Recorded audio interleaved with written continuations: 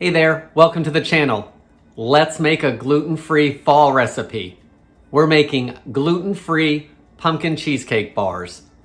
They're gonna have a shortbread crust topped with a creamy pumpkin cream cheese filling that's got warm spices like cinnamon and ginger.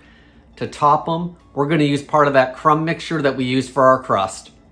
I'm Jamie with SavorySaver. I share gluten-free recipes, tips, tricks, and resources to make your gluten-free lifestyle easier. So please consider hitting subscribe and let's get started.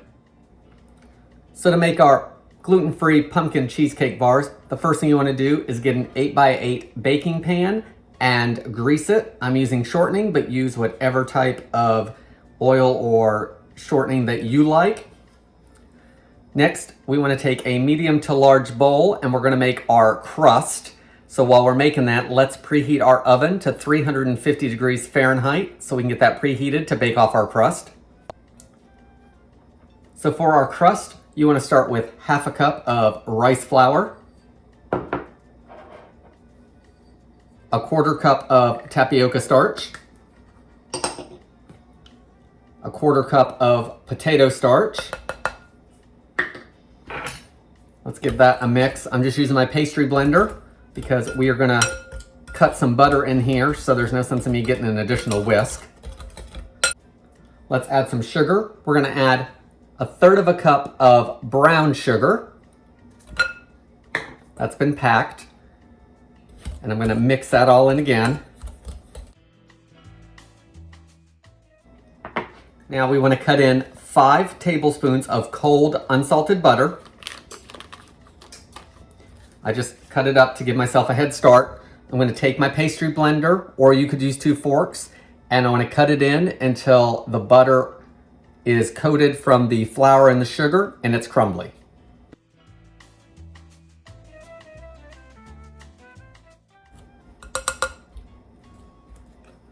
Once everything is blended well and everything is coated, you can clean off your pastry blender.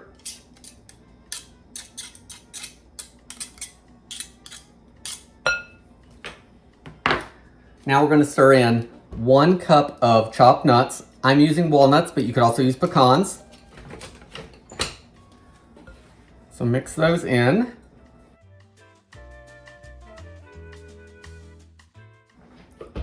Now we want to take 3/4 of a cup of this crumb mixture and reserve it because we are going to sprinkle it over the top.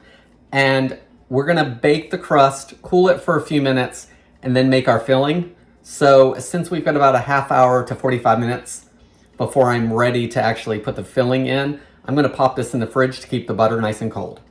All right, with the rest of the mixture, we're going to press it into the bottom of our baking pan.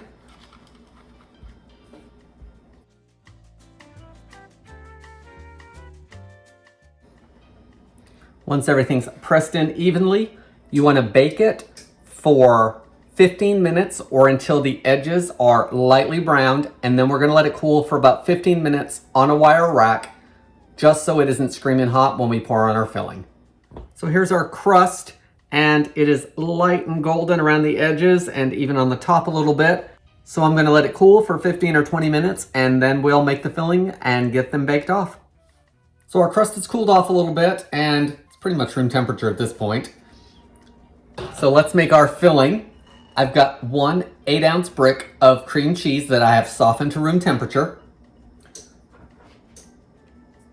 To that, I'm going to add 3/4 of a cup of granulated sugar. Now I want to take a hand mixer and I want to beat it on low speed until everything is combined and smooth.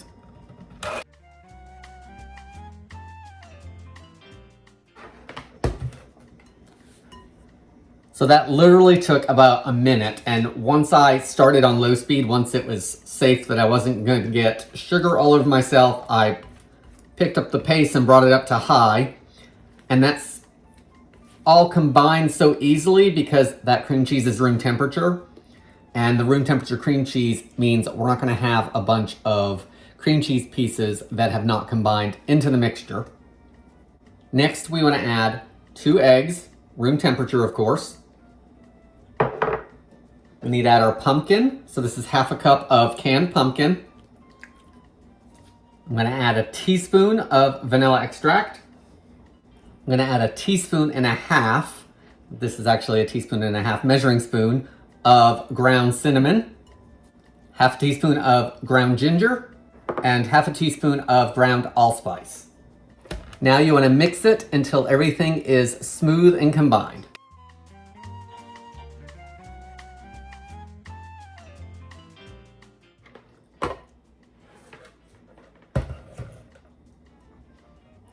Okay, everything is well mixed, so let's pour it over our crust.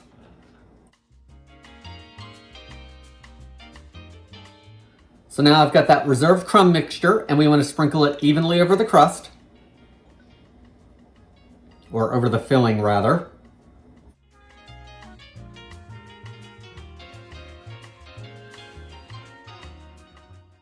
Now that all that's done, all we need to do is bake it off and let them cool, and we'll give them a taste. So I'm gonna bake this for 30 to 35 minutes until, again, that top is nice and light golden brown.